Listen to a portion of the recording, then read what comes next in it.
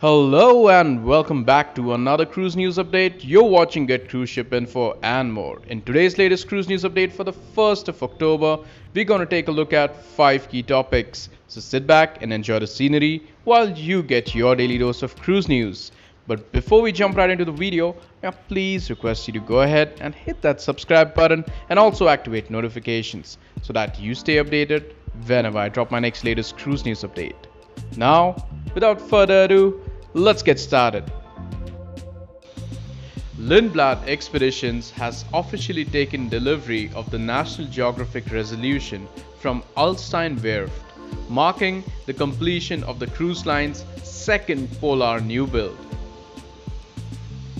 The National Geographic Resolution is now ready to set off on her inaugural polar voyage, which is scheduled for the 17th of November 2021 to Antarctica, South Georgia and the Falklands.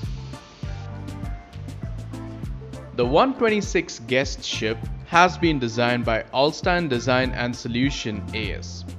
A core feature is Ulstein's X-bow solution, a distinctive bow that provides fuel efficiency while significantly improving guest comfort in rough seas.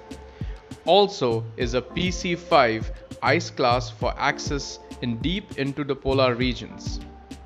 The ship's expanded fuel and water tanks provide for extended operations in remote areas, while the zero-speed stabilizers help to ensure stability underway, whether it's at zero speed when stopped for wildlife observation or when it's embarking or disembarking the ship. The extraordinary ship, the National Geographic Resolution, will be joining her sister ship, which is the National Geographic Endurance. Also to take note is that Lindblad Expeditions is an experienced and innovative polar explorer, and they have decided to also be a pioneer in introducing the X-bow into the cruise segment.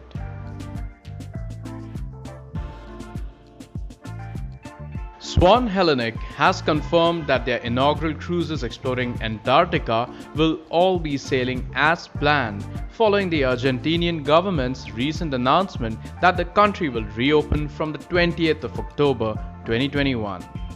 As a result of this, Swan Hellenic will be able to operate from Ushuaia, the home port chosen for the maiden season of Antarctic cruises for its purpose-designed new ice-class flagship SH Minerva.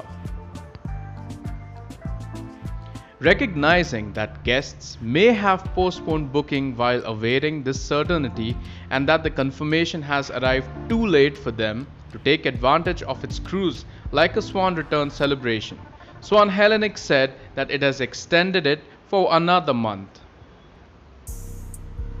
Now, all guests have until the 31st of October to get savings of 20% off its brochure prices, a gift of $300 onboard spending per person, no supplement for single stateroom occupancy on selected cruises, and a deposit of 15% while booking. In addition to this, guests' all-inclusive cruise will be protected by Swan Hellenic's no quibble cancellation policy. This is what Swan Hellenic CEO Andrea Zitto had to share. We are delighted we can embark on our inaugural season as planned and happy to spread the joy by extending our cruise like a Swan celebration. We can't wait to welcome you aboard to see what others don't. Finally experiencing the elegant Scandinavian design interiors with open views, the gourmet cuisine, expert lectures and insightful expeditions to some of the most awe-inspiring places on earth that we have worked so hard to create. The port of San Diego will welcome the return of cruise lines and cruise passengers from today. That's the 1st of October, when the Disney Wonder and the Grand Princess will be the first sailings out of San Diego since the spring of 2020. The Disney Wonder is setting sail for a 4-day cruise beginning in San Diego to Cabo San Lucas and back. The Grand Princess sailing, which began in Los Angeles on the 30th of September, will stop in San Diego today on its way to Ensenada and back to Los Angeles.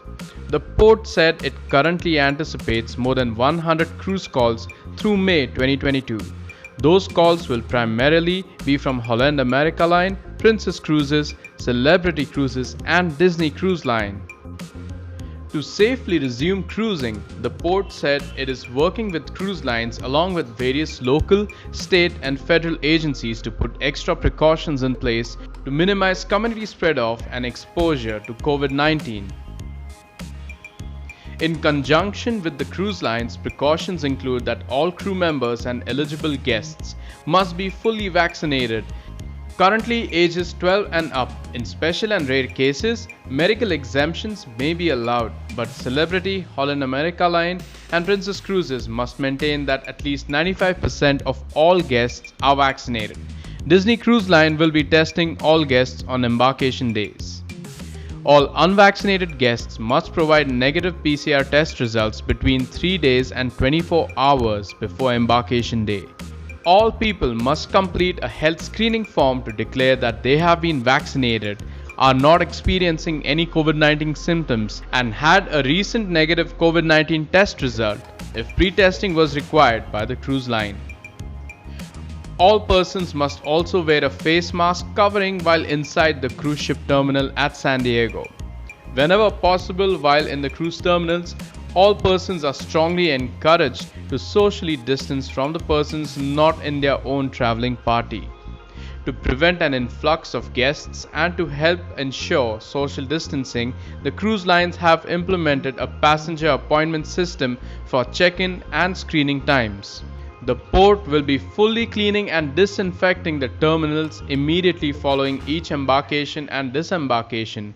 Plexiglass partitions have been installed in some areas, as well as hand sanitizers which will be available throughout the terminals. San Diego is California's third busiest cruise port behind Long Beach and Los Angeles. And according to the port, each home-ported cruise has an economic impact of $2 million, while a single in-transit call, which is one stop on the cruise itinerary, generates a total impact to the region of nearly $600,000. SeaDream Yacht Club has reported that it has become the first cruise line to sail in the Black Sea since the pandemic-induced pause in worldwide cruise operations. The 110-passenger SeaDream II has visited several ports on the Black Sea this week. On the 24th of September, it spent a day on the Turkish island of Bozcaada, being the first cruise ship to visit the island since the pandemic. On the 26th of September, she was greeted in Burgas, which is in Bulgaria, becoming the first cruise ship to sail there in more than 3 years.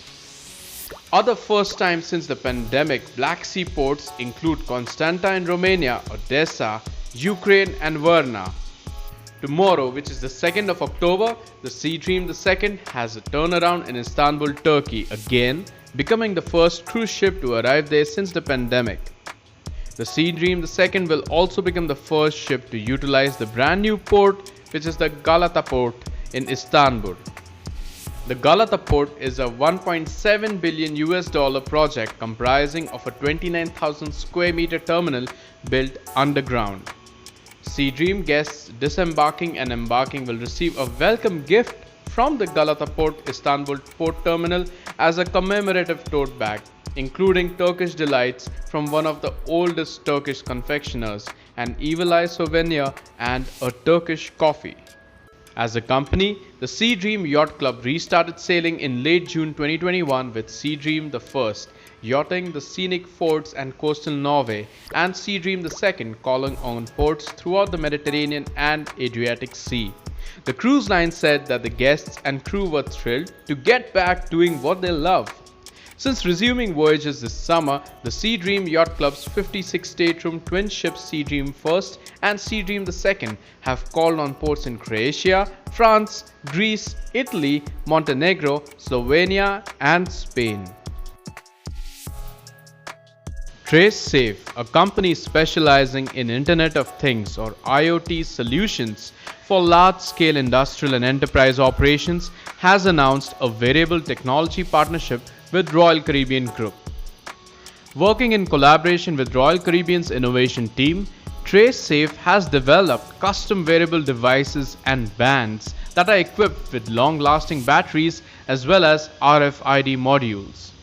The companies worked closely together to design and manufacture a variable that can meet both Royal Caribbean's standards for comfort and the cruise line's commitment to sustainability.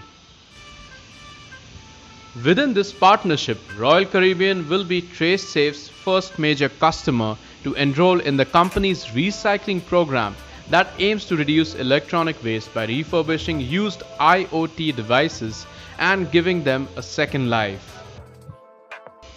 And with that, we conclude our latest cruise news updates for the 1st of October. Thank you so much for watching. If you enjoyed watching this cruise news update, a subscribe to my channel and a thumbs up for my video will really be appreciated.